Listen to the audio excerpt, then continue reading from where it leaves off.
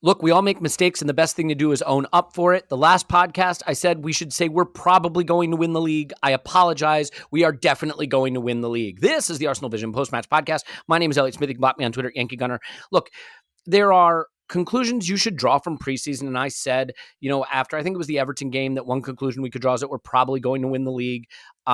And I accept that I made that mistake, that I did not go far enough. And quite clearly, after a 4-0 victory over Chelsea, we are definitely going to win the league. All kidding aside, I do want to say thank you to everybody who sent me kind messages and everybody who sent me funny messages on the internet about what is a fairly gruesome ankle injury I have suffered. I did post the images online. I know some of the patrons were upset. They said that as subscribers, the foot pictures should be exclusively behind the paywall.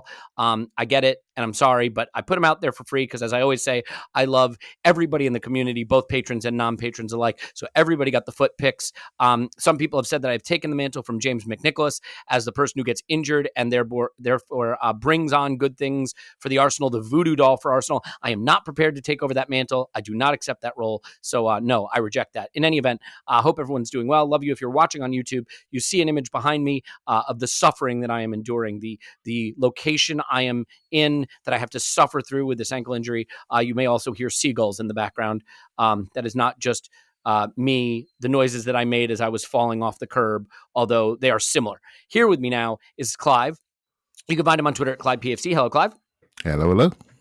And Tim, you can find him on Twitter at Roberto. Hello, Tim. Hello there. And for those of you watching on YouTube as well, you can probably see my Arsenal heavy background.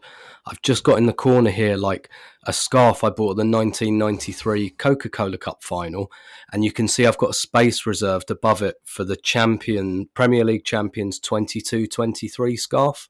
That's going to be 30 years later. So watch out for that when we wrap the league title up in March. No free advertising, but, I am holding a Coca-Cola, Coke Zero in my hand. So if Coke wants to sponsor the podcast and send us a lifetime supply of Coke Zero, I don't know. It's not like I wouldn't take it. I'm not like dying for it. I've also got a espresso. I don't know what it's called. It's coffee. All right. Enough of that nonsense. Look, there's a lot to get to here. There is an instant reaction on Patreon for the Chelsea game. Giant Gunner and Paul did that, but Clive and I couldn't help ourselves, so we did a little prelude to it. So that covers it fairly comprehensively. We are going to cover it, but we can't cover it for the whole podcast because there's an Edu interview that has come out that's worth covering as well. So we'll probably make the whole podcast those two things: the Chelsea game, statistical measurements of how many points we'll win the league by, and then the Edu interview. So let's start with Chelsea. And Clive, the reality is that when you look at preseason, the problem is one team may be taking it more seriously than another. I mean, Chelsea have a fairly senior squad at some positions. So, sometimes those players walk around a little more in preseason. That can make the team that's running more look good. But I mean, obviously, as an Arsenal fan, I tend not to think that's the case here so much. I think that there are signs of what we did well. And I think Thomas Tuchel's annoyance and the comments he made after the game about them not being able to match our physicality, are relevant. Look, Orlando in the summer is like being inside an oven, a humid oven. It's not great. And so the second half was always going to slow down. The first half was always going to be a little more telling. And I think what we saw is that this Arsenal team is going to be an energetic pressing side that wins the ball back and creates chances that way. And it was interesting to see because this lineup, Clive, I think is the 11 that probably starts at Selhurst Park to start the season. I mean, unless Tomiyasu has a miracle recovery or Tierney. And even at this point, I'm not sure that they would start because they've had no preseason. So this looks like it to me. And I'm curious if, this win the ball back high up the pitch, create chances through, quick, incisive passing from turnovers of possession is really the biggest change in our game or addition to our game that you think is going to have an impact early in the season? Yeah, so I love preseasons, what they tell you. I really do. I think back to last year, and we played Chelsea at the Emirates, and we went into that game full of trepidation. And and it happened. They bopped us, they kicked us centre mid off the pitch, and they come to a league game, did it again a few weeks later, and none of us were surprised. We just were not in that place, and so you do get a feel from preseason about the atmosphere, the environment, the cohesion as individuals, as players, and also cohesion from a playing perspective. So basically, I didn't go into this game thinking we're going to get beat. regardless whether it's pre-season or not. And so when you see the football start, my goodness, it was sharp. It was very sharp, very cohesive, very aggressive. Elliot, your point on pressing, when I watched it, I watched the first half of completeness yesterday, and it leaps out at you, just leaps out. More than I recognise on the instant reaction, it really leaps out. Everybody on point, everyone at top speed, top effort, top commitment. And that's what Chelsea weren't. Their commitment is indifferent. They've got players that potentially want to leave. I don't listen to the other team's interviews, but I did listen to Tuchel's interview. I recommend it. It's gold, right? It's absolute gold. Or when something isn't working quite right and he can see it, he was dumbfounded. We outworked them, we outplayed them, we looked more cohesive, we looked sharper, we looked better, we scored when we needed to.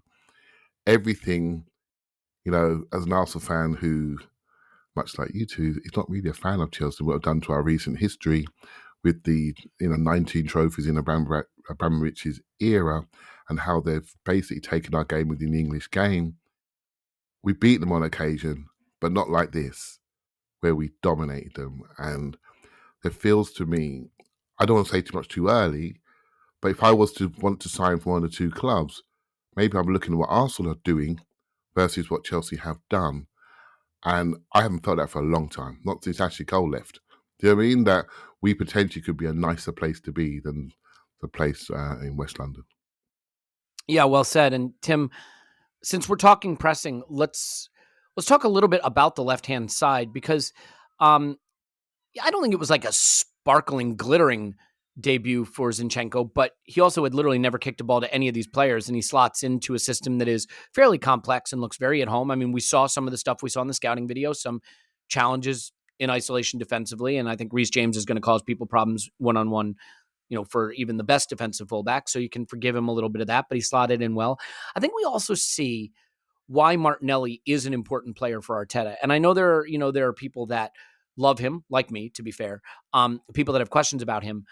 But if we are going to be a front-footed team that presses a lot, his energy is a critical component of what we want to do off the ball. And I think that, there are things you can do as a player when you're not exactly at the highest level that you want to be that can keep your place in the team. And as long as he's winning the ball back, as long as he's making that difference, in terms of pressing, I think he's going to stay in the team. And oh, by the way, still able to do things like the pass he finds for Odegaard, which I think is a really clever bit of vision. So I'm curious how you think about that left-hand side, because there's a lot of debate, right? The Xhaka, is he the left 8? Should Martinelli be our left wing? Will Zinchenko start at left back? We got to see all those players play. Xhaka looked brilliant. Martinelli's pressing and creativity worked wonders. And, Zinchenko, at least for a debut with no training, I think slotted in really nicely. Yeah, I'd really recommend, I retweeted it yesterday, a thread from Aaron Catterson-Reed. He did a really, really nice thread on a few things from the game, but particularly on the pressing of the front four. And I think that, and we're at risk of losing the Liverpool references and turning every pod into a Gabriel Jesus pod. But when you're talking about a good thing, that's a good thing. Yeah, I'm fine with that. I'm fine with that. But you're talking about a player who brings other people's levels up, and now we've got a 9 who can do that. Who can be part of that press, but for 90 minutes. Like Lacazette, I've given a lot of shit to Lacazette over the last few months, and don't get me wrong, I plan to continue doing so. But he didn't not try to do that, and he was able to do that for the first half of a game, but he couldn't keep it up. But with Jesus, you can. And, I think I said this on the last pod, like, I just really sense that Martinelli's going to pop this season. And the reason I sense that is having that striker around him who's buzzing around, who's making angles. I think that's going to be so critical. And it's why I worry a bit about Smith Rowe missing some of these games, because, look, pre-season, it is important for individual progression and individual players. And I'm sure Smith Rowe must be watching Martinelli playing really well. He's set up goals in I don't know how many friendlies now, and set up for Jesus. He's become really good at kind of getting that position Saka picks up a lot on the corner of the area where he whips onto his strong foot and whips that ball in. Martinelli's done that a few times, and there's someone there to actually aim at now. And so, you've got the option to go to the back post, and we've seen Saka score on the back post a few times during this pre-season. We've seen them following in shots, because there are shots now. Like, we've got players taking shots, so you can follow them in, and we score a goal exactly like that. So there's just more activity happening, and Martinelli is the ideal player if you want activity happening around the final third and just having that extra player buzzing around. But with Zinchenko, I think what really made the difference here, and I agree with you, Elliot, I do think this will be the starting lineup against Palace. I hope it is. But where it really starts from is Ben White at right back, and basically just enabling Arsenal to become a back three and just letting Zinchenko bomb on from the left.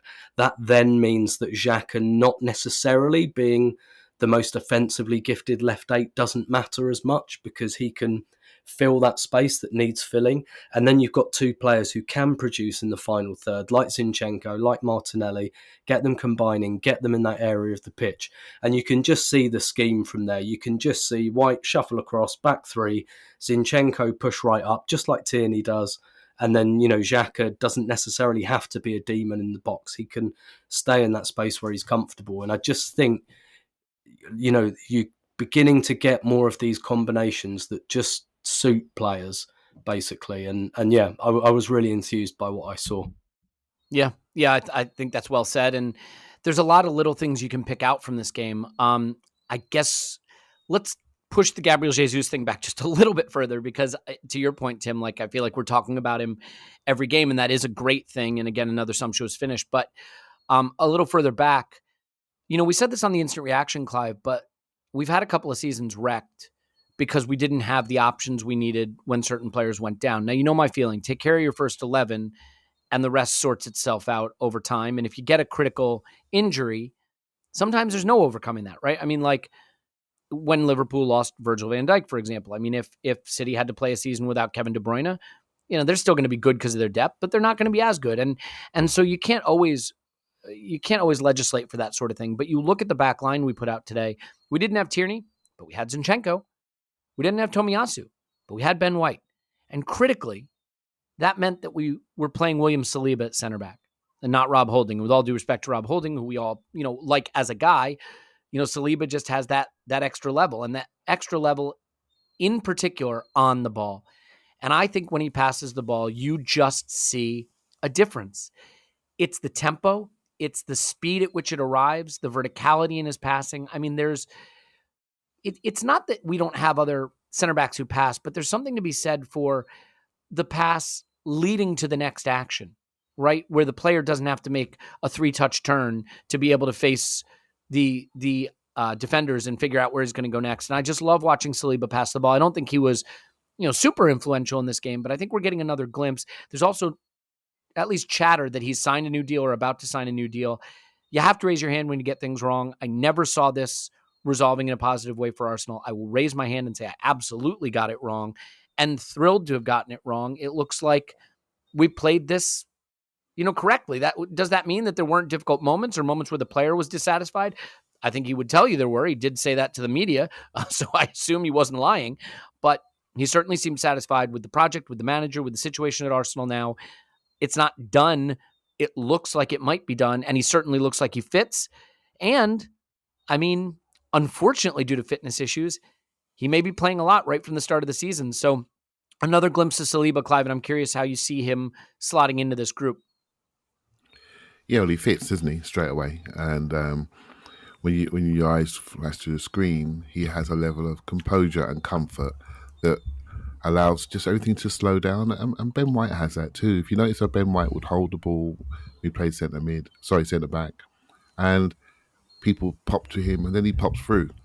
And that's why he looks vertical, because there's a composure. And when people like Rob Holding have the ball, again, he's a different type of defender. He's more of a rugged defender. People feel they can press him. And that's why he doesn't look as smooth, right? So, but I will say, Saliba we made a mistake with him when he didn't get he didn't get his Europa League squad edition, and we had to sit and play with kids, and he was 6'4". That can't happen. He lost 3 months of his life before he went out to Nice.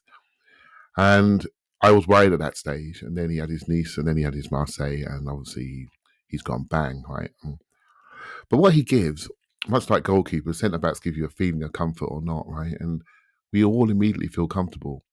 You know, there was a pass in this game when he goes down our inside left between White and Saliba, and he runs back with Timo Werner. Last time I looked, he's a little bit quick, and he caught him up, stood there, blocked out the light, near his foot to do the tackle. No dramas at all. Didn't feel stressed. I didn't feel stressed. No one watching felt stressed. And I just think he's a very good one-on-one defender that has composure and presence. And the type of presence that he has, it isn't a normal thing. You know what I mean? And it's something that comes along very, very rarely. You know, when I was growing up, Sol Campbell had this awesome presence. He'd loom over people. He would just give your defense that thing. Van Dijk has it. It gives you that thing. You can't describe it, but people don't want to take him on. You know what I mean? You look at his tackle statistics, not that great, but no one gets past him. People don't want to take him on. He has an aura about him. Saliba at 21 is displaying characteristics which are, you know, they don't come along very often. They really don't. I can't stress this enough. He jumps off the screen at you, doesn't he, Clive? Like I watched like just a compilation of him, and like you say, like I'm sure there are other defenders who are just as big. I'm sure if you stand him next to Ben White, like there's not, or Gabriel, there's probably not a big size differential, but there's something that makes you go, fuck. Do you know what it reminds me of? Like years and years ago, I used to sit near the front of the clock end, and we were playing West Ham once, and Sol Campbell was seeing the ball out of play, and Jermaine Defoe was trying to get, like, I'm laughing because you can imagine what this looked like. Jermaine Defoe trying to poke his foot round to keep the ball in play. And I just remember the guy behind me shouting, "You need a fucking taxi to get round him, Jermaine." And that's what it feels like, that Van Dijk thing, that Campbell thing, that it just somehow, even though, he's built, like he looks like a centre-back, but you do get that, Jesus Christ, like I don't even want to take, like there was that stat, wasn't there, about Van Dijk hadn't been beaten in a dribble for like 4 years or something. Then when you drill down into the stat, it's because only 2 players have even bothered trying it. And, exactly. It feels like that. And there was a little clip. It's only something small, but when someone has this presence, you sort of know.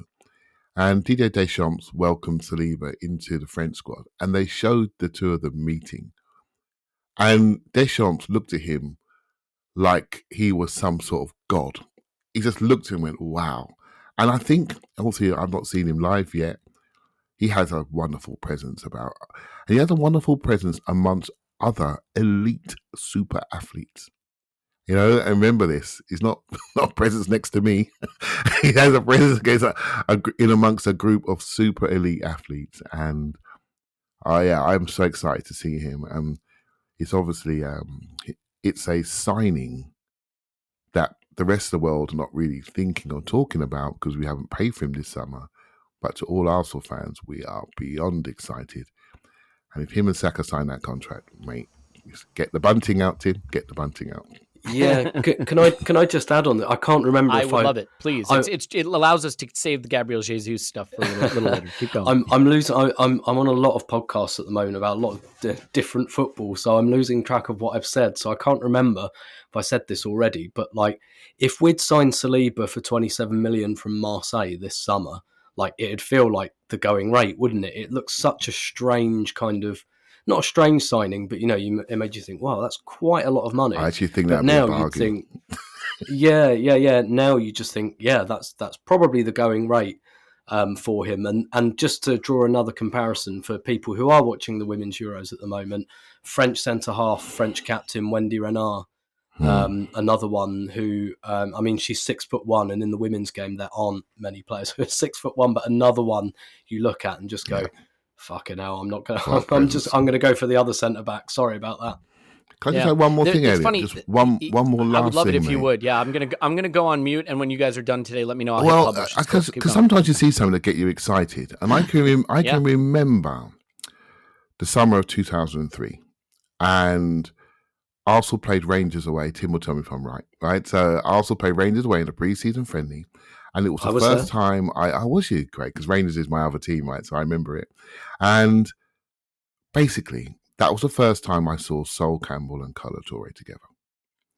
And when I saw them, I went, oh my goodness, we're going to do something this year, right? And it was obvious. It was just obvious. And I was making bold predictions about us winning the league and the rest of it, blah, blah, blah, like you do. And I've seen this defence together with White, Gabriel and Saliba, and I'm looking at it thinking, oh my goodness, they've got a lot. And I'll say it again, look at their ages. I mean, that is no joke. 24 and under, all of them. Wow. That's what I'm going to say. Yeah. It's funny watching the evolution of online debates, right? Because there were people who were furious we didn't have Saliba in the team and were committed to the argument that Saliba was amazing and would make us better. And there were people who then obviously felt we were doing the right thing and committed to the argument that Saliba's not ready. He's not very good. You're overrating him.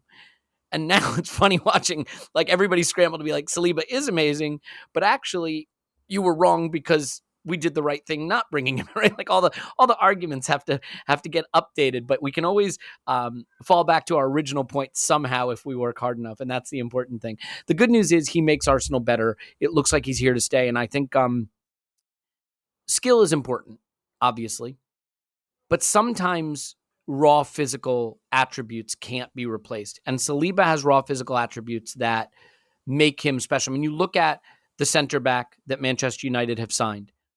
He may be excellent. I know he's very highly regarded. We did a scouting video on him, and had we gotten him, I think he would have made us better at left back, mind you. But he is going to have to overcome the fact that he is not quick-footed and that he is not big. He will have to be so good that he can overcome those things. And to be fair, some players can. They have that devil in them. They have that skill in them. And they can overcome it. But it is a thing he will always have to overcome. William Saliba may not be as good as Lisandro Martinez as a footballer. I don't know. We're going to find out. But he will never have to overcome those things because he is big enough, strong enough, and fast enough to be elite.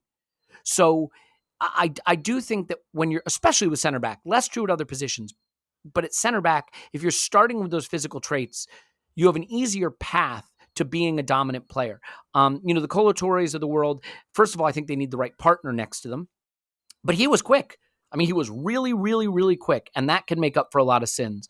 So we see players make up for their deficiencies. Like Per Mertesacker was incredibly slow, incredibly technical tackler, right? He didn't go to ground. He knew how to use his feet to make a tackle, to use his body. But when you look at a Virgil van Dijk is super big and strong and super quick. And he knows how to use those tools because he has them in his locker. And Saliba has those tools in his locker, and you can't teach them. They're just physical attributes. So I think we're very, very fortunate to have a player like him. We'll have to see, how it goes. But I think given that we want to be more front-footed, a team that presses, a team that's higher up the pitch, first of all, you need recovery pace in the center backs, and have it now. And you need passing. They have to be vertical passers. You can't just have a horseshoe at the back, and they can do that now. We saw the 2-3-5 formation in this game. We knew that was the evolution, right? The two center backs at the back of the formation, the two fullbacks and the deepest midfielder in a midfield three, and then a line of five that sort of interchange and can engage with each other in various positions up the pitch. And that's what we've moved to. And so, Tim, I'll let you get the first crack at this because I've given so much of it to Clive in the past. Gabriel Jesus, great player or the greatest player? the greatest player.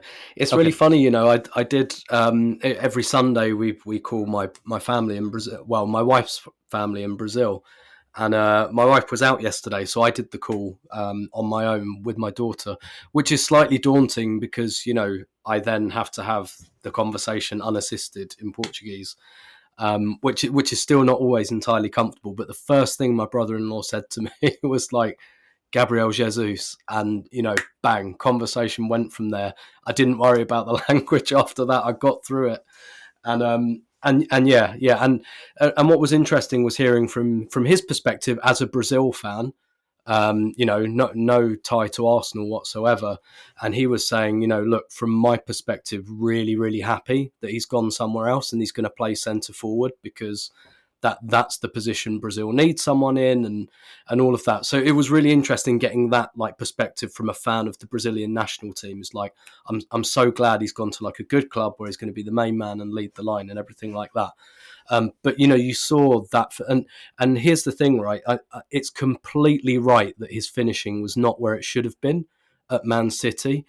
I think that's not false because it all actually happened, but that's not the player I saw in Brazil. The player at Palmeiras was a fucking killer in front of goal. And when he first came into the Brazilian national team, he wasn't missing anything. I think that for him at City, the issue was he knew he had Aguero in front of him. So he only started up front every 6 weeks, and he knew when he did, I mean, he could score a hat-trick and he's not in the team again next week.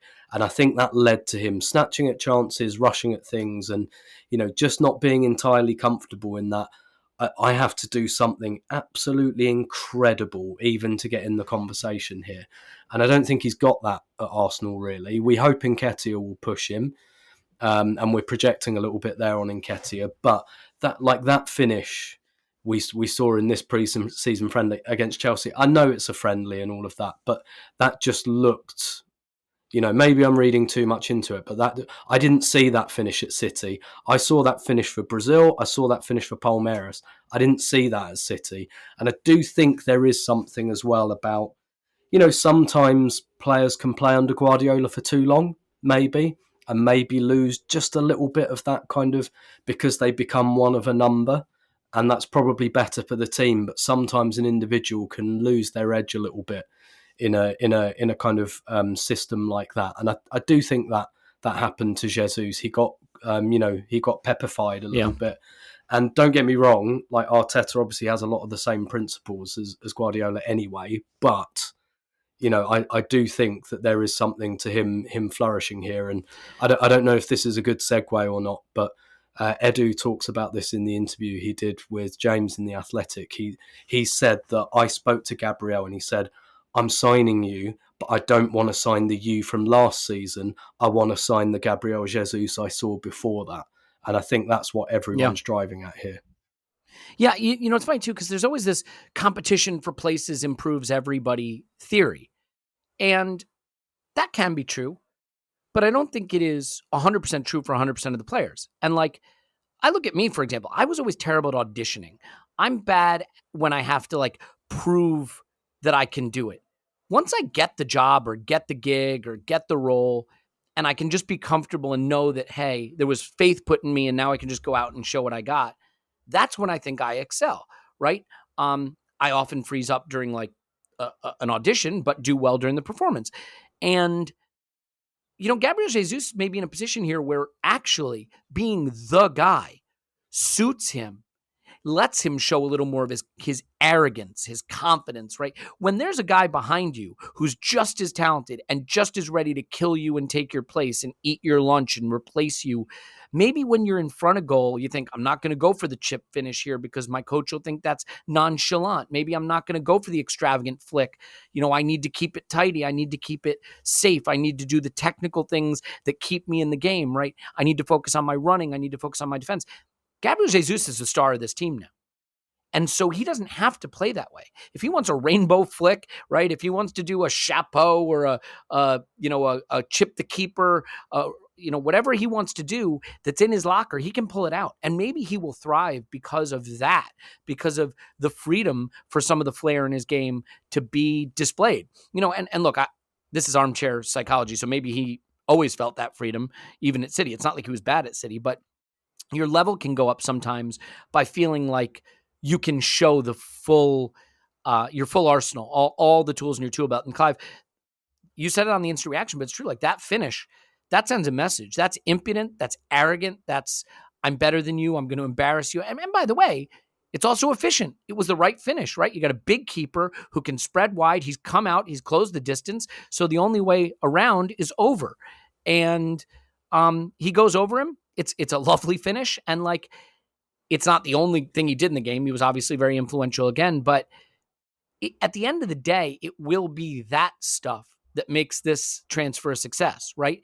Because we can't spend another season talking about, well, the linking and pressing from our striker is really good. It's got to be this stuff. Chelsea gift you possession, first time pass to the striker who's in, boom, over the keeper, done.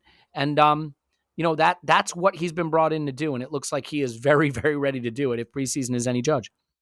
Yeah, there's playing ability and there's influence, and I look at his influence and it's massive.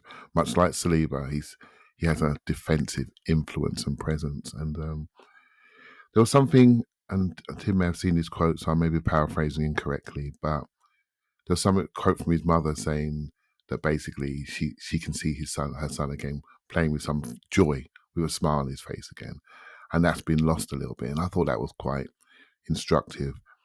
I look at his influence from how other defenders play against him. That goal, if you're a goalkeeper, we're about to play in August and September, you're thinking, what's he going to do when he's one-on-one with me? Because I'm not sure anymore. Do you know what I mean? And that freezes you. His influence on the off-the-ball side of things, Elliot, pressing side of things is massive. In fact, if I ever worry, the way he throws himself into tackles is just like unbelievable. The commitment levels are off the scale. And because of that, the influence on Martinelli, I mean, when you see this game properly, I'm telling you, mate, Martinelli was top. That's the best game I've seen him for a while. And if anything, his intensity was as good, if not better, than Jesus. His pace over medium to long distance was incredible. His desire, his secondary movements, unreal. On the goal where Jesus scored, I mean, you can rest between centre-backs. You can rest between centre-backs and full-backs. And the fact he's on the angle, when the ball gets transitioned, bang, into his feet, gone. He repositions himself in a position that makes you, where's he gone now? He doesn't stand always down the middle. You're centre forward, down the middle. Rubbish. You can be found easily. You can be kicked from behind. He's on the angle, receives it on the angle, and he either takes it or chops back. And I've said on the podcast previously, that chopping and changing of angles is a form of physicality. A form of physicality that suits a 5'9", 5'10", muscular, low centre of gravity, quick, chopping wing forward, wing centre forward. And that's what he is. And by the way he positions himself to receive the ball, allows his super strength to then come out. And he's a smart lad. He's not just a talented footballer. He is a smart lad who does not want to be the superstar, but wants to lead by example. And he's taken on the mantle of leading the group from the front. He's like the first one over. I'm going over, you're coming. Do you know what I mean? And that gives everyone else so much confidence, to play through, to get it to him, to get to his attacking counterparts. It's very interesting. And I know it's pre-season, but I don't care what this sounds like. I really don't. Because what we're seeing here is things that can be repeated and things that I'm finding very exciting, right? So, and come the first game, yeah, let's see. But I think we're going to repeat it. I really do. And if that team goes out in the first game, I can't wait for it. I really can't wait for it. And again, now, Can I? Yeah, please, Tim. Mm-hmm. Sorry, I just wanted to add another one of the reasons I think this will be great for Martinelli is because all the stuff Clive's talking about there about Jesus being punchy and pressing and stuff like that. All of a sudden, Martinelli is going to be like, shit, I'm not the hardest running, hardest working forward here anymore. So it brings that level up again. And it just reminds me of, for those of you who suffered through it, who are patrons, I did like a long ramble on culture about a month ago based on an interview I'd listened to with Rio Ferdinand. And Rio Ferdinand said something like, at West Ham and at Leeds, I came back early pre-season. I was the best professional in the squad. And then he said, I went to Man United, came back two weeks early for pre-season. Nicky Butt was already there. The Nevilles were there. Scholes was there. Beckham was there, practicing his free kicks. And he thought, oh, shit. Like what I was doing at my previous clubs, I was the best professional in the squad. I come here and everyone's doing that. So it set a new baseline. Yeah. And he was like, shit, like everything I thought was going above and beyond is just the level here. And that's why I think on Martinelli in particular, this is going to be great, this kind of partnership, because it's going to be like, oh shit, like I'm no longer the what, like when I'm next to Lacazette, I look like fucking Roadrunner, but next to Jesus, not so much. Clive? Yeah. Just to add, I mean, we probably will feed into the Edu interview, but to add on to Tim's point, which is wonderful, what have we signed this year? We've signed mentality, haven't we? That's what we've done. We've signed people with a mentality and a commitment level that understand about winning, and not just winning, recent winning. You know, you can say if Jesus was a success in Man City or not, but I think he's got 4 Premier Leagues, right? So, and he was part of every one of them. So, and there's a standard and a level there that we need to aspire to, and he's bringing it, right? So now the door's been opened. How did you do it? What's it like on this moment? When we go to Newcastle away next year in the month of April, how do you cope with these games? You know, it's all going to permeate through, right? And I think it's so interesting. Yeah, well, the only thing I'll say is the mentality obviously important, but my caveat will always be that the mentality is nothing without the talent, right? Like Willian had won the Champions League, Willian had won the Premier League. Like you have to be bringing the talent, you have to be at the right stage of your career to prove something. So I think we've gotten it right because we've brought in players who have a winning pedigree, but who are also still hungry to prove something, still ready to go be killers in their career and have the skill set to do it. There's other performances though, Clive, that I think, stand out in this game, and some really good goals. Bukayo Saka scores a goal that comes from a really interesting move and like a number of good little shots. Martinelli takes a good shot in that move. Granted, Xhaka volleys it over a defender and then volleys it with his right foot in, what's probably into the corner of the net if it isn't Mendy in goal, and then Saka roofs it from there. Some people think he might have been offside. There's a still shot, just so you know, and can feel good about the goal, that it looks like he was level, but who cares? It counts. It's preseason, whatever. The Granit Xhaka thing is an interesting one. We've talked about it so often as a position of need to upgrade. I still think adding certain characteristics in that position can improve us, but he deserves credit for this game. I thought he was quite good. And I think, I don't know. I mean, it's too reductive and obvious to say, well, Jesus' arrival means that he's going to look bad. I don't know. But right now, he looks like he's adding some things in that position. And maybe some of it, too, is down to the fact that he was sort of slotted into that position in the middle of the season last season. Now he's had half a season under his belt of playing it and a preseason to really work on it.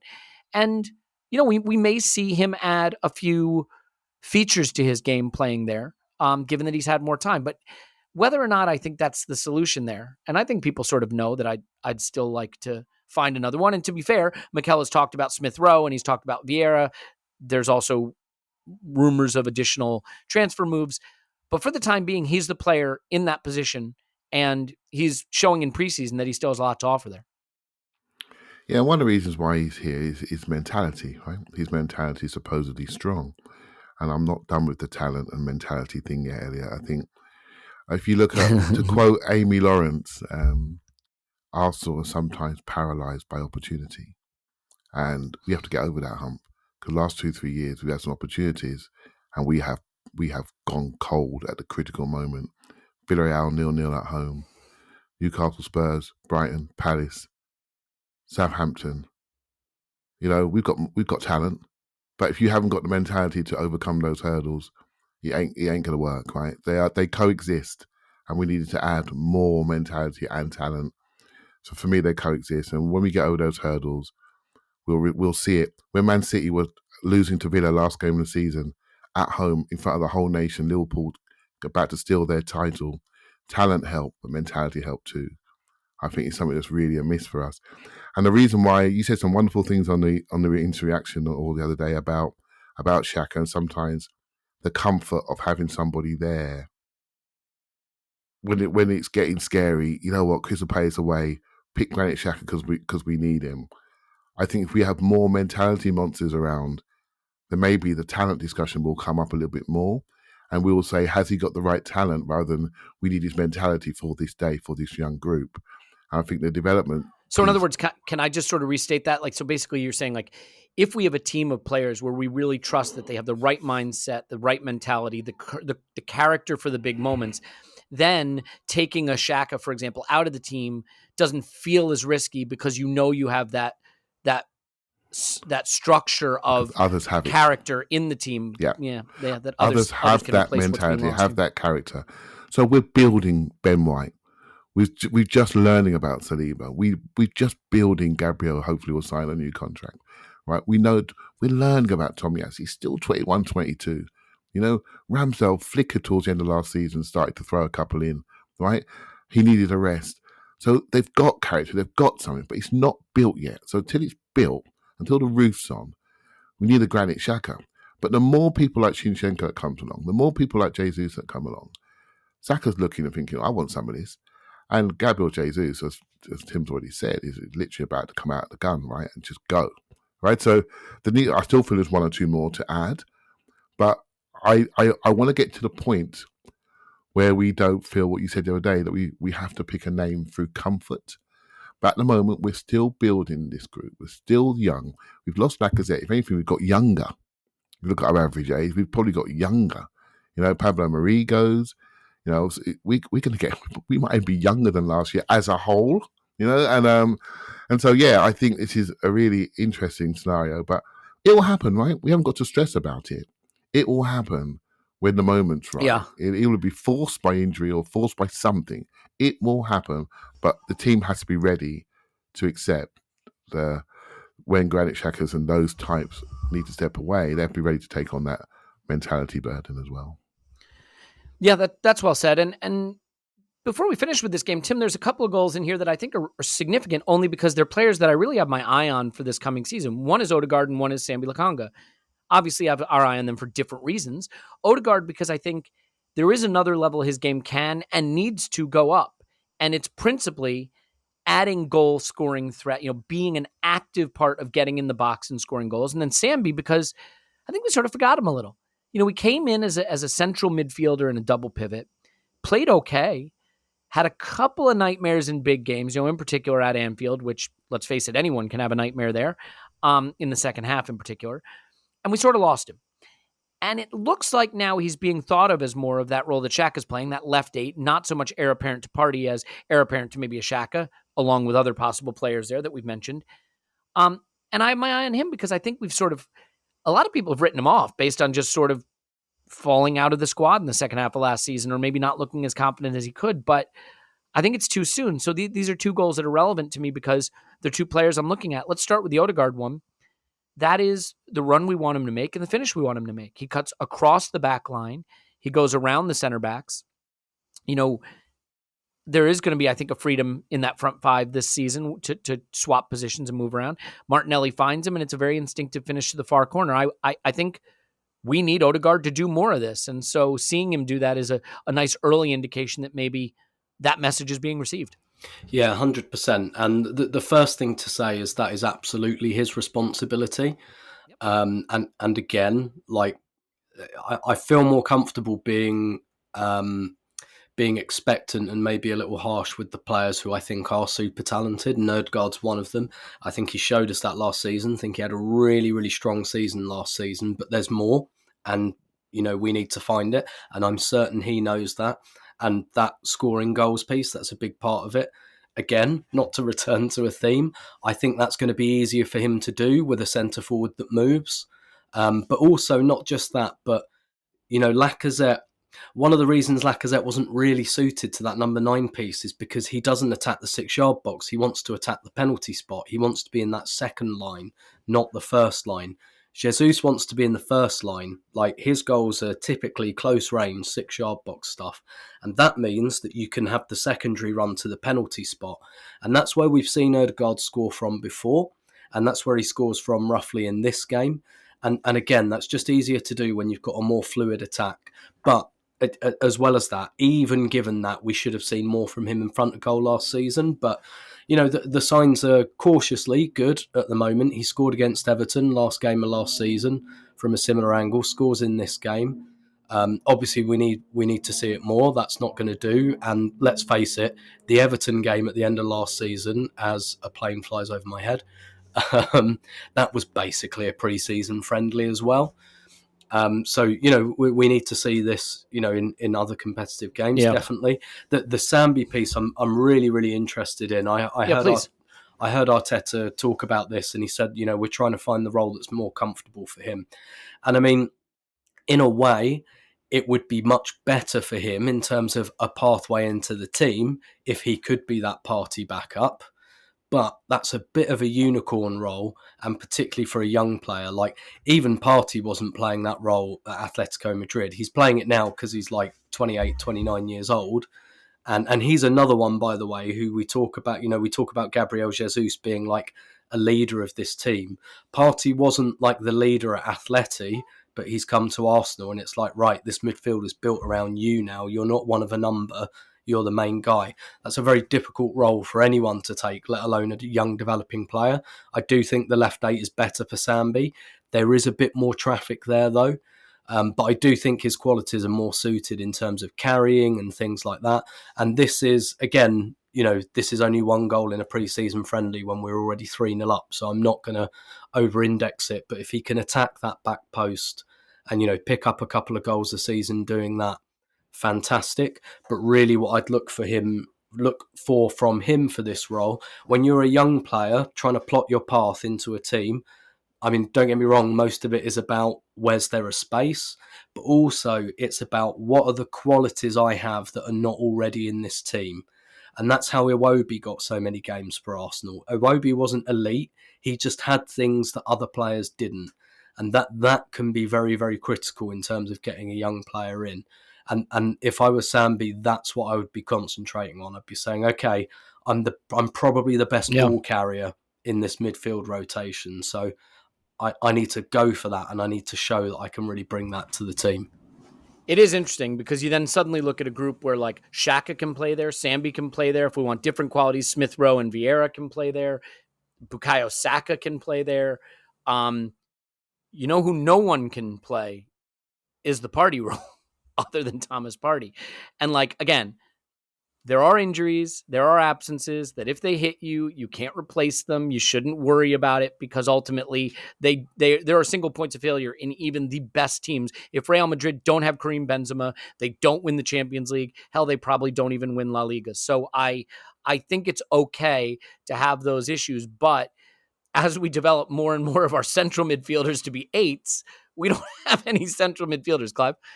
Yeah, I think you are forgetting Mohamed El Neni, who I think signed a contract to be the other 6. And he can't do it the same as Thomas Partey. I often forget Mohamed El Neni, to be fair. It's a quality of the way he plays football. If you think the first midfield is Partey, Xhaka, Odegaard, the second midfield is shaping up to be El Neni, Sambi, potentially Vieira. Right? So that could be Europa League midfield. That could be interesting to watch to see how that goes. Right? So I think El Neni does the role with the level of seniority that Sambi hasn't got yet. Sambi will develop into that player, but doesn't have to do it now, right? He doesn't have to do it now in the critical moments. I think we learned that last season. So I'll give him a go where he is at the 8, and then he comes in. I do think, obviously, the way Partey plays, it's just very hard to replicate, right? Because he's very, very good. But there are other ways you can exit. Sometimes you can miss that guy and go past. And he has a different role, gets it on the second phase. So it's not just about stick on, you play the same way when you replace a player. You can exit down the sides, for example, and just go a different way around because Partey's just very, very, very good, right? And so the risk is just higher with El Neni, that's all. Yeah. All right. Well, that's actually a really good point and well said. So, Clive, I'll leave it to you to pick any other bones out of this. I mean, Nicola Pepe played. I don't think he was great. There's news. I mean, on his Instagram, he posted a thing, like I've changed my attitude. I'm working harder, something along those lines. I want to help my teammates. I mean, I am in the minority of people who probably doesn't think it would be the worst thing if Pepe stays, because if we aren't going to get another attacker, and I don't think it's a given that we are, and if we aren't going to get a fee that's decent for the guy, then having that caliber of player available, whether or not he reaches the level we'd like, I don't think it's a bad thing. I know some people would disagree with that, and maybe it's worthless, but he might be here to stay another season. I mean, heck, he might be here to play out his contract because he's on good wages. He's not going to get elsewhere. So we'll see. There's bits and pieces around the squad. I mean, obviously, we should point out that great Sambi header is from a Cedric cross. So kudos to Cedric. It is his superpower. Not just his superpower. It's kind of like, that X-Men guy who has the laser eyes? You know the one I'm talking about? Yeah, he wears the goggles. Glasses off. Yeah. His, like laser shit out of his eyes. So he has the girlfriend, goggles that like help him focus the lasers. But if he takes the goggles off, the lasers just shoot all the time. That's like Cedric with crossing. Like he just does it all the time and he can't control. And like, it's very powerful and it can be very good, but he also has no control over it whatsoever. And every time the ball hits his foot, he has to cross it. It's fine. I'm mad at myself, by the way, as a former X-Men fan for not being able to think of a very prominent X-Men character. So you can yell at me in the comments for that. They will. They will. It's okay. There's more time to talk about this, but we got to get to the Edu interview. So you asked me the question and then sort of answered it. Classic Elliot style. Yeah, I felt like I handled it so well that then I didn't need your input or contribution. But please give it a shot. See what you can do. I've got words at the end of my tongue, so just quickly on the Pepe thing. All right. Yeah. Words. Use the words. Use your words. On the Pepe thing, yeah, talent's not an issue. Application and maybe fit and maybe how he feels in the group has been an issue. There's been times when talent has been really good and times when it hasn't. But I thought it was quite interesting, the performance of Marquinhos in this game. And he came on and he did a couple of decent things. And he plays our way. He definitely does. He gets it out of that hole. When it comes into that side, if you watch the way Saka does it, he doesn't stop it. He comes out. So he comes off the sides are like bounce balls and you come out of there with intensity and dribble and carry or pass. Sometimes Pepe stops it and he awaits and the runs have gone past him. Got to get it out of there quicker.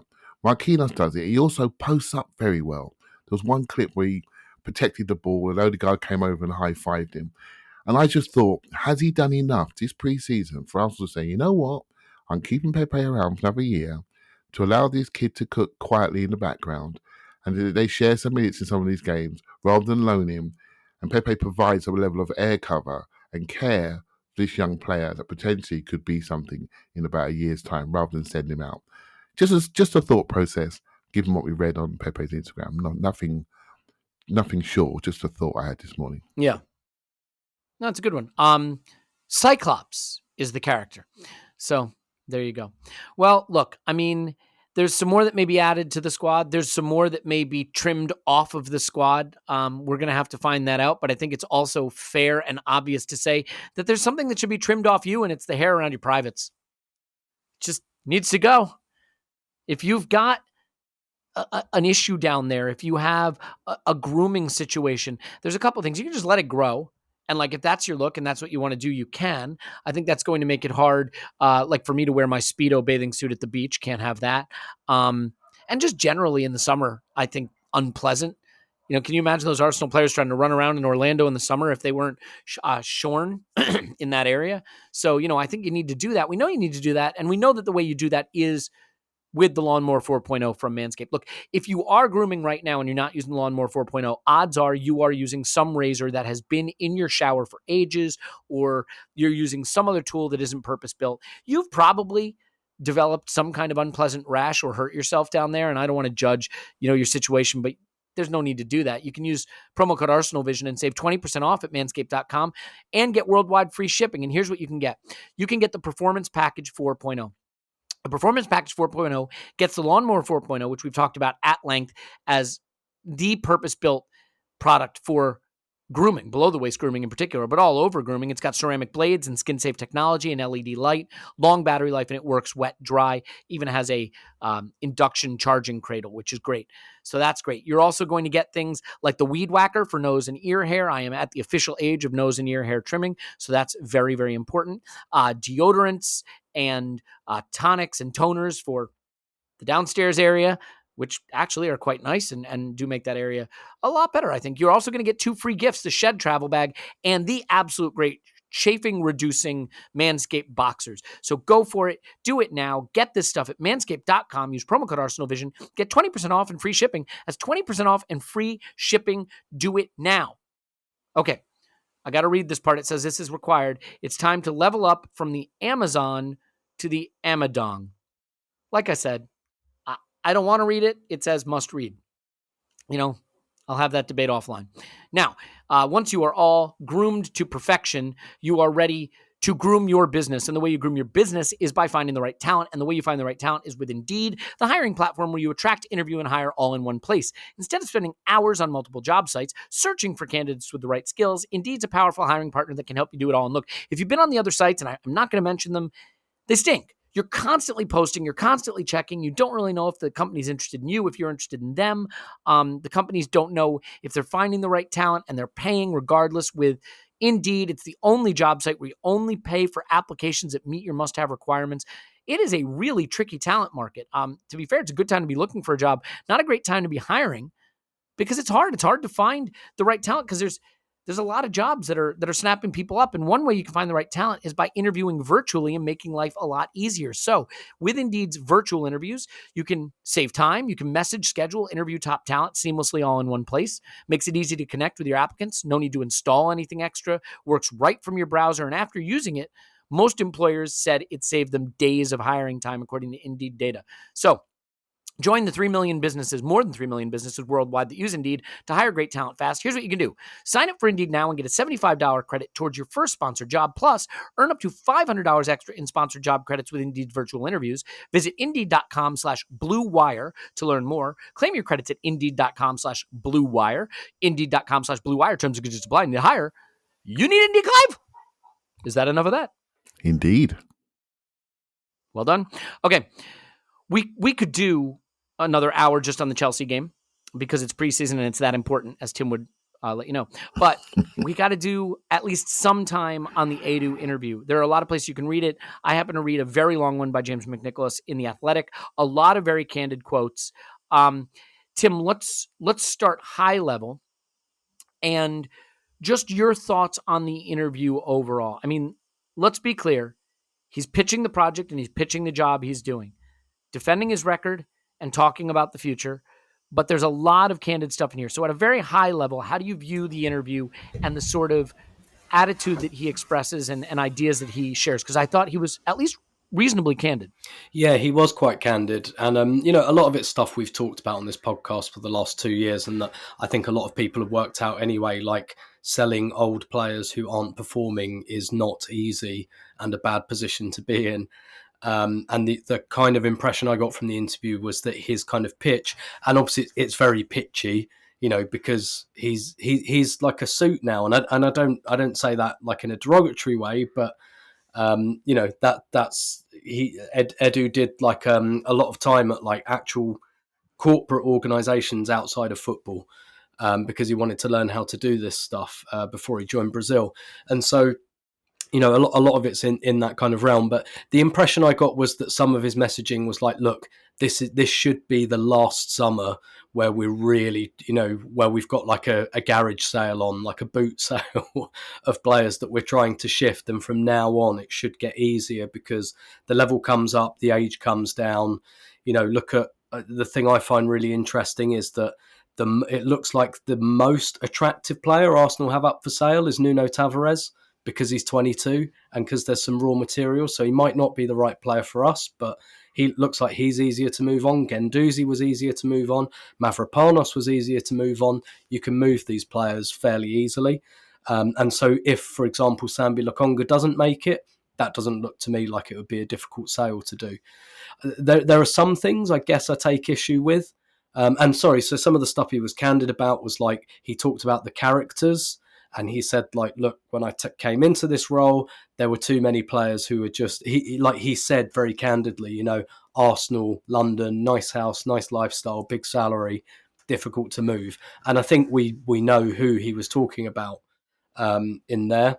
But the thing I took the most issue with was his kind of rebranding of the sacking of Unai Emery as some kind of quick, brutal move. Now, I know that was at the beginning of the time that he took the role, and I know that he wasn't responsible for the Emery appointment and all of that, but he kind of repitches it as this, everyone was telling us to wait till the end of the season. No, they weren't. Like, it was long, it was drawn out, it was bad, and it should have happened a lot earlier. So please don't give me this sales pitch about how quickly and brutally everyone acted with Unai Emery. And look, we know there were other characters, redacted in the background who were driving some of that at the time. But, a lot of it is him almost like he really hitches himself to the Arteta wagon here and almost kind of says, that's the point where this project all really starts. And to a large extent, that's true. But at the same time, we cannot completely dismiss and airbrush some of the stuff that came before that. And actually, James McNicholas in the Athletic article does ask him about Willian, does ask him about David Luiz, and kind of says, well, how did these guys fit into this strategy you're talking about? And so, yeah, it was sales pitchy, and a lot of it's stuff we've kind of worked out for ourselves. But you're right, like there's quite a lot of candor in there that makes it very interesting. Yeah, there's some stuff in here I really like. The irony is, like, he says something that really speaks to me because I've talked about this a lot. And I think opportunity cost is a concept that's, saying poorly understood sounds condescending. I think not discussed enough in terms of football. Like when you sign one player blocking another, when you don't sell a player, is there an opportunity cost to what you could do with the money, so on and so forth. But he talks about it in the context of changing a manager. Of course, I'm joking, but I said, no, we will be fine. But if you have already diagnosed it's not our plan, change as soon as possible. In football, sometimes the decision has to be made quickly. It hurts, it's challenging, but it has to be done. And I think that's right. Once you realize something is not the solution, you have to make the decision to change quickly, because at that point, there's an opportunity cost to waiting. But the interesting thing is on the Willian front, he says, so I'm going to do this backwards. When he talks about cleaning the squad, he says, there are 3 elements in my role. I have to be really prepared to be strong on the message for the players. When the player is 26 plus, big salary, and he's not performing, he's killing you, that kind of player, because you don't have a valuation to sell the player. The player is comfortable. How do you move this player? But then the irony is, prior to that, he said, with respect to Willian and David Luiz and Willian were players we considered at that moment the players to help us a bit to maintain the short term, the good level. Right or wrong, that was the idea, because I say Willian free, wow, right? Well, we know he wasn't free. He was on a big contract, and he's exactly the kind of player he describes later. 26 plus, big salary, not performing. How do you move this player? To be fair, all of this stuff only matters when they're not performing. When they are performing, no one looks back, no one compares it. Again, on struggling to get fees for departing players, I think one of the things he says that he's really right about, right, is when they're performing, it never matters. But he says, this is on paying players to leave. I'm sorry, if you have to pay to leave is better, because the guy is sometimes also blocking someone. I know it hurts. I know it's strange when I go to the board and say sometimes it's better to pay a player to leave than maintain a player, but I consider it an investment. Sometimes people say it's expensive. I say, no, it's investment. But someone will pay if you sell. No, guys, if the player is above 26, 27 and not performing, big salary, no chance. And I point this out because how many times have we had arguments where we said, oh, he's old to be buying him? People say, old, what are you talking about? I think Edu is hitting on the critical point here. Players are assets to the club. And if they are over that 26, 27 threshold that he's discussing, and they're not performing and they're on a big salary, they're squatters. They're there to stay. They're not going anywhere. And I like that he's sort of found that point. And it is a point that, sometimes they say, don't tell me, show me. Well, his actions show us that. Look at the age range of the players we're buying. Look at the levels.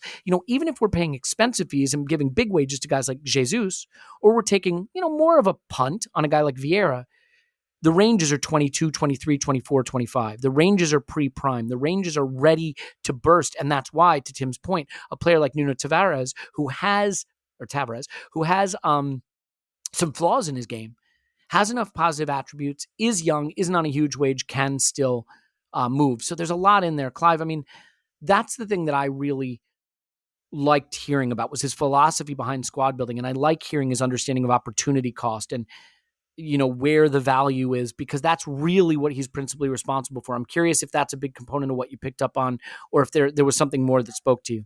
Yeah, there's lots of things. You've explained that well, so no need to go back over it. But I thank you. I think there was a moment in this project when they turned, when they turned the page, when authority and upward management started, when they said, we're doing this wrong, we're getting burned. We got people around enjoying themselves, buying houses in Dubai. Remember that statement, the squatter statement? We could see it, we could all see it, and this has been confirmed. And so for me, I'm going to go up a level from Tim's summary, really, because he did so well there. What's happening at Arsenal consistently? And I said in the chat, I don't like the word pitch. But then you and Tim said the word pitch about 10 times, right? Just to wind me out. What did you think of his pitch generally, though? The pitch that he made. Did you like that pitch?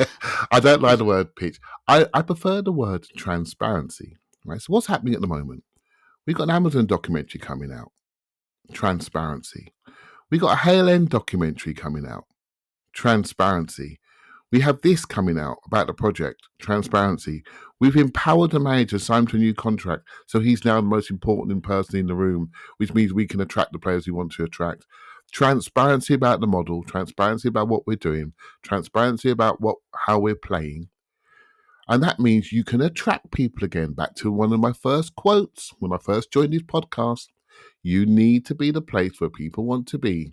If you haven't got something that you can pick up in your hands and sell, what are you standing for? Look at Manchester United last season. What do they stand for? They have struggled in the buying market. Why? Because people are not convinced about what their model yet. They've got work to do, housekeeping to do. What do they stand for at the moment? It's to be defined. We've had a couple of struggles over the last year or so. We've gone a little bit in peaks and troughs, but I think we can all see what we're standing for. If we can see what we're standing for, then other people, talented people in the elite professional world, will come and join. You're not getting Gabriel Jesus unless he understands what the project is. I'm sorry, you're just not getting it. Right? We were competing with Real Madrid, Chelsea. Okay, we may have tapped him sooner, and we had some advantages in the marketplace here. But he knows what his role was. He knows what we're standing for. So transparency is is the word I prefer. But with transparency, as a fan group, what I think we're actually doing here, and Elliot, I need your help here because you're a bit more corporate in this regard. But I actually think we're weaponizing something, and that's us. We are an incredible fan base, right? Particularly online. We are massive. We are global. We are huge. And by being transparent, you almost bring the fans closer and create something stronger. You're saying, we're connecting to you. We're showing you our dirty washing. We are showing you everything about this club, top to bottom, from the strategic strategy to the football strategy, to the youth strategy, to the people strategy. This is what we're doing. And this is where we have a role to play because we all feel more connected than we did a year ago. So how has that happened? Because of what we're seeing, the transparency about what we're seeing. So that connection to make us the true 12th man is what I think the strategy is. To absolutely weaponize one of the things that have actually been used against us, because we've been defined by division in recent years, in the Wenger years. They said, no, enough. Connect to the fans. All our strategies off pitch. Connection. Show we're connected to the fans. Use the power of the massive global fan base to help bring this project along. So that's my reason for not liking the word pitch. It's just a slightly different angle on it, Elliot, to be honest. No, that's fair, because it's not just Eddie that's giving interviews, by the way. I mean, Josh and Stan gave some interviews, where they attempted to be a little bit candid, and whether they were or not, most of the people who were in the room with them came away with the sense that they really are committed to winning. And I still believe show me, don't tell me, because who's going to say, we're not super committed to winning. We kind of want to do some dumb things, some things that don't work, and then fail if possible. Like, no one's going to say that, right? Yeah. But go ahead, Clive. Well, it's not. I don't want to go Kool-Aid, right? But last 2 summers we spent more than anybody else, right? So some of that is because we've been dumb, right? So we've had to replenish, and that's going to continue. We all feel, right? And something that Edu said, and Tim, you said it, and I missed it. Apologies, but I think in one of the interviews I read, they said, "Are you focused on the Champions League?" And he sort of said, well, no, we're focused on improvement. Right? Classic corporate statement. We're focused on improvement and being better. And if we get better at the rate we want to, then we'll challenge for the big prizes. Right? Paraphrase. And I like that. Mission statement is let's just get bleeding good. Let's just get good. Let's create the right culture. Let's get the right people, the right ages with the right talent, and get them on board. And if we do that correctly, then everything else beneath that will come. We want top 4. We want the absolute. They're up here. They're up here, and they're creating a mission, they're creating a culture, they're creating a strategy. And if you do that right, you're going to get what you need. Do you know what I mean? That's all I want to say there. I do. And to be fair, to your point, Clive, about transparency and weaponizing the fan base, weaponizing maybe has a pejorative connotation. So, sort of activating the fan base or engaging the fan base to be, a positive influence in the reputation of the club and the external view of the club. But I think this is why candor helps. The more tight-lipped you are, the more you keep things close to the vest, the less information the fans have, the more you close the gap with what? Assumption, right? And you don't control assumption. And that assumption is going to be governed mostly by where you are in the table. So if you're 8th or even 5th and you don't give information, then the assumptions are largely going to be negative. And oh, by the way, it also leaves room for the tabloid papers and the clickbait articles to come out and be, and really sink their teeth into you. The more candor there is and the more that you see behind the scenes and see the work being done, you may like it, you may not like it, but it's less assumption and more information. And the more that gap is filled in by information, the better I think it is for the fans to be able to put their trust in the club, right? And not be victim to assumption, if you believe the information you're being given. To your point about achieving things, I mean, he did say, when asked about the timeline by James, I give the club a 5-year plan. I said to Mikel and the board, guys, 2022-23 will be our season. We're going to be much better. So, I mean, he's laying it out there that this is a season where they expect to be better. And I think the moves reflect that. And there may be more moves that need to be done. We talked about Arteta's contract. And I think one of the reasons they wanted to get the contract done was for the market. And, he says it was part of the plan as well, because we had a discussion where we said, okay, now we're going to face a transfer window. And you want to be a club like Arsenal, and for people to see us as organized, well-planned, our manager has to be renewed, because the agents and the players can say, okay, what's happening there? 1 year, 6 months, a 3-year contract? We say, no, he's our coach. He's our manager. He's going to be here with us for a minimum of 3 years. That's how to avoid doubts when you go to sign a player. So I do think, Tim, that is compelling, right? That you go into the market, you want your brand in the market to be as strong as possible. And the manager is the biggest part of your brand when it comes to signing a new player. And so it has to not be seen as, transitory, as ephemeral. It has to be seen as being a locked in part of the time that the player is going to be there. So I think that made a lot of sense to me. And look, there are things in here that I do think are somewhat self-serving is harsh, but the words are escaping me right now to explain it another way. I think some of the stuff on the past, but some of the stuff on the future is really good. On the difficulty getting fees for players and needing to move them on to invest in the future and clear the way for other players, that this was going to be a difficult transition to make. I think one of the things that really stands out, is that he talked about like 80% of the squad being these players who were 26 plus, big salary, not performing. And you can't clear that all out at once. And that clear out had to happen to pave the way for the project. So I think he does a nice job explaining that, Tim, of making room in the wage bill, of getting rid of the players that were old and not performing, and that, because there wasn't a market for them, it was going to be difficult. We use the word blow it up a lot on the podcast. I sometimes said it was a tear down rebuild. He sort of references it that way. And I think, like I said, show me, don't tell me, but he's saying what he thinks we need to do. And I think the moves we've made in the last couple of summer windows reflect that ideology, that philosophy. Yeah, because there's two sides to the messaging, right? There's the messaging for fans. I still think with fans, it's almost exclusively show me, don't tell me. And don't get me wrong, there is a value to this, and lots of people will be reading this interview and stuff like that. I bet, though, that most people are reading this and they don't pick up anything they hadn't already worked out. That's the strength in like your communication with your fans. Your fans live and breathe the club every second. They know what's going on. And I'll give you and that's why so many people had a pop at Gary Neville last summer when he said, I can't see the strategy.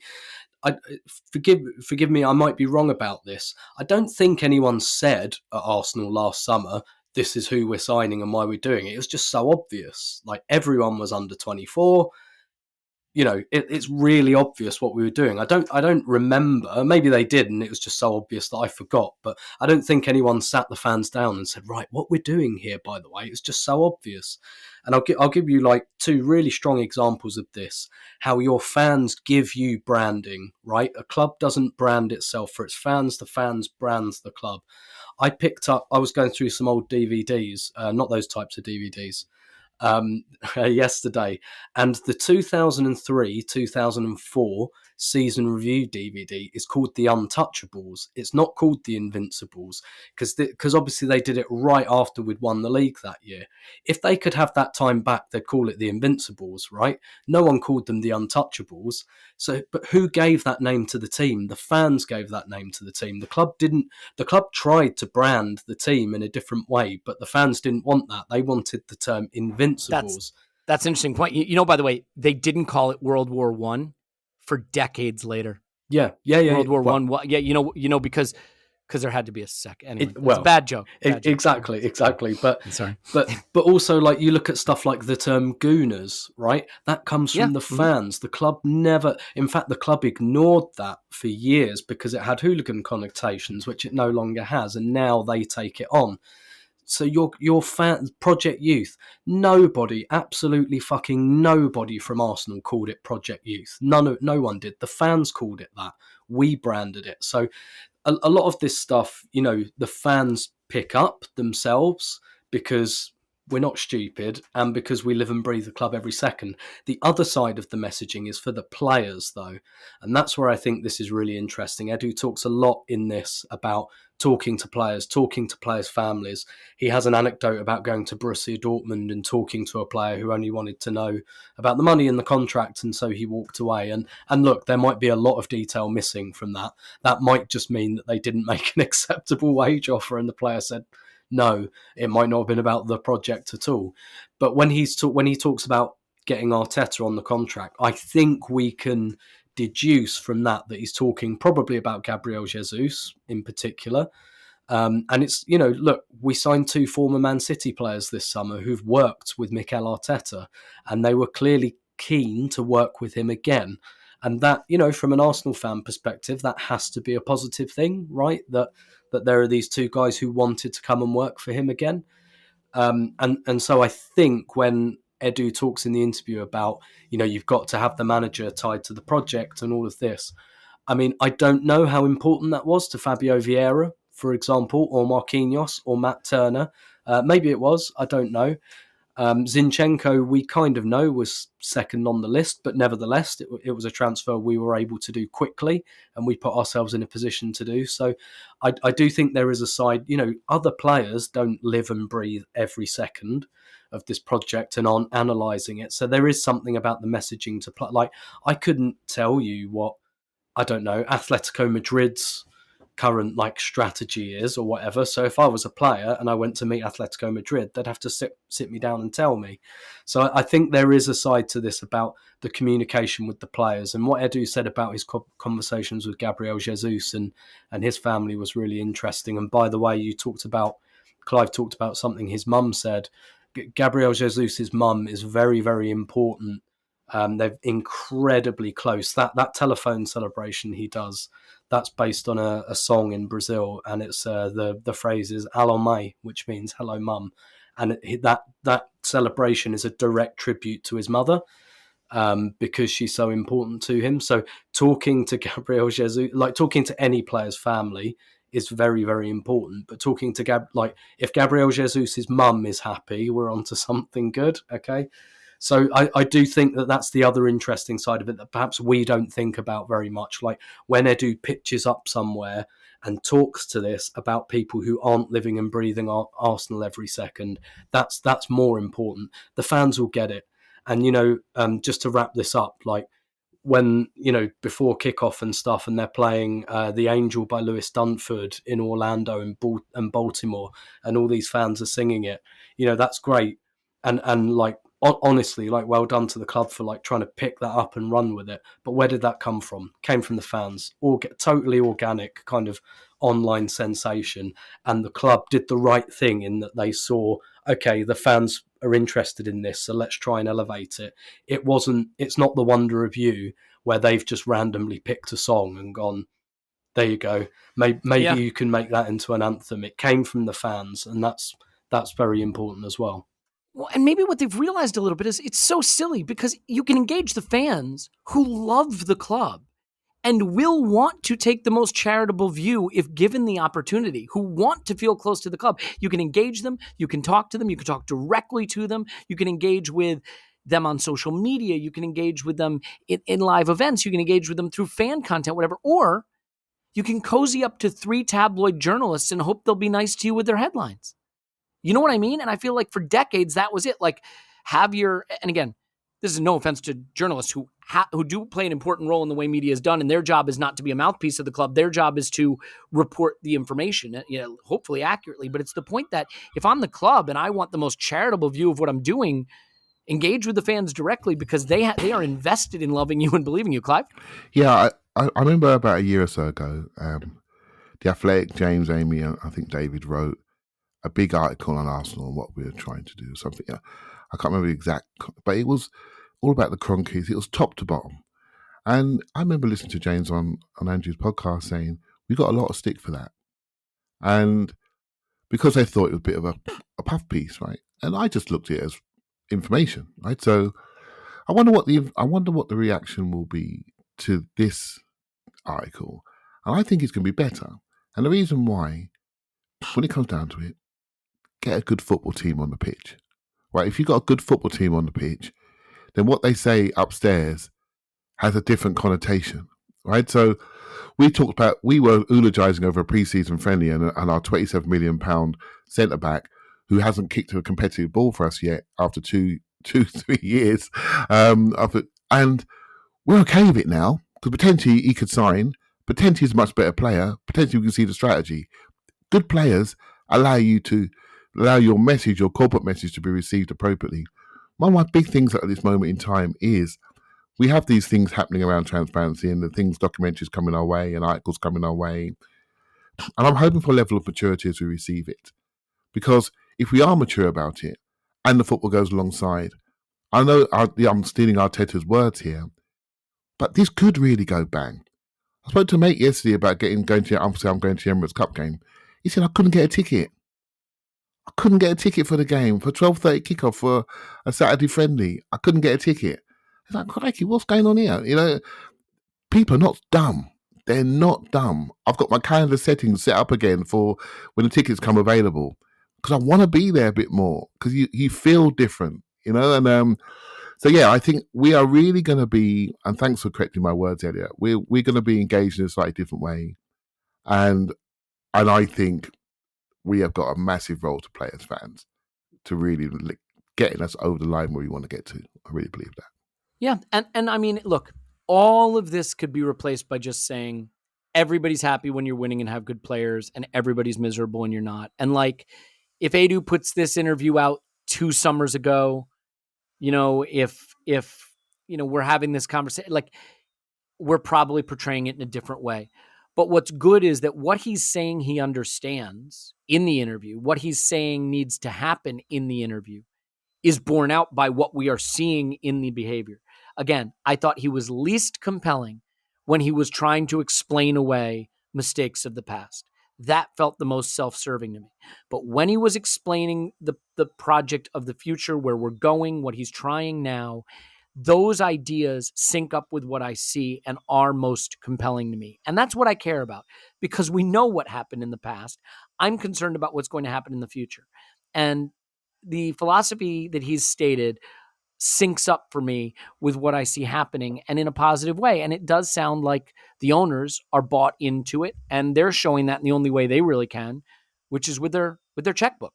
So, you know, I do think also Arteta, little nugget, was it Arteta or Edu? I think it was it Arteta or Edu? So someone was asked like how many more signings are coming and he's like, there are more and that's all I'll say. You know, like there was some little tidbit that came out that there's more business being done.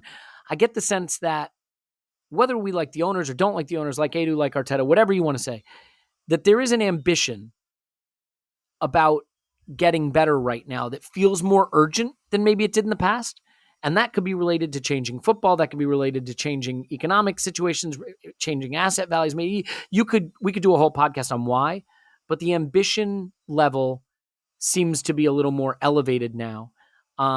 But not just stupidly. So, Clive, you want to final point on where all this debt is going? Yeah. Mm-hmm. To balance this out, because I'm very excited today about what about the transparency being shown and the potential going forward, football-wise and off the pitch. But I do have a little concern without being a financial expert with the money that we're spending, how we're going to recoup it via sales and where that debt is being laid, right? So that is to be confirmed. It's all good what we're seeing. There's never such a thing as free money, right?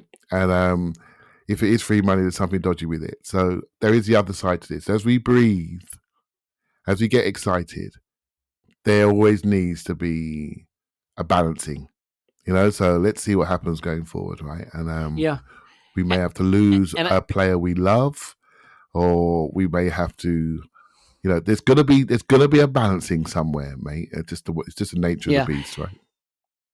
It's funny because he's asked about Saka's contract and he said, we're in a good place. We want the player wants us, but we have to come up to the right number with his agent. No, I know. But it was funny because he says that. And then in the next question, he's like, we also need to be prepared for selling. Let's say, for example, we have to sell Bukayo Saka. We need to have the next player ready for that. I'm like, which is it, mate? Is the contract done or are we getting ready to sell Bukayo Saka? Now, to be fair, he also says that's not happening. I promise you that it's just a hypothetical. But it is like the worst hypothetical he could have picked. I think what he's saying is we have to be positioned for every eventuality in the market. And so he picked the worst one, which wasn't smart, right? No, he gave the tabloid writers a headline if they want it. Yeah. And I will say that, like, he's right, though, because he does say at some point these players mature to the point where you may have to sell them. The important thing is that you have the replacement ready before you sell. I think what the best clubs do, and, we don't have to name them, who they are, before they lose a critical piece, they already have the other piece there. So that you're not, because also you don't want to be buying from a position of weakness, right? The worst thing you could do is have 100 million pounds in your pocket from losing your most important player and have every club in the continent know you've got 100 million pounds and you're trying to replace that critical player, right? Spurs. What you ideally want to do is spend, like them. Exactly. Yeah. I mean, they did it with Gareth Bale. Exactly. Yep. And I mean, to be fair, before Liverpool were smart, they did it with Fernando Torres. So, I think, wasn't that the Andy Carroll? Was that part of it? Yeah, right. And a bunch of garbage because they had a bunch of money in their pocket and nowhere to spend it. Anyway, enough of the good old days. Let's leave it there. Tim is on Twitter at Stilberto. Thank you, Tim. My pleasure as always. Clive's on Twitter, Clive PFC. Thanks, Clive. Thank you very much. I have one more regular podcast from this location, and then normal service will be restored. You will not be hearing seagulls in the background. You will be hearing nothing in the background because I'll be in my home studio environment by this time next week, assuming that I'm still able to walk to the car to get to the airport to walk on the plane. We'll see. Anyway, my name is Elliot Smith. You can block me on Twitter, Yankee Gunner. Thanks, everybody. We're going to probably do a first half rewatch of the Chelsea game, even though it's preseason, as ridiculous as that sounds, but there's been a lot of demand for it. That may happen Wednesday. Keep an eye out for that. We love you. And we'll talk to you after Arsenal 10 transfer window.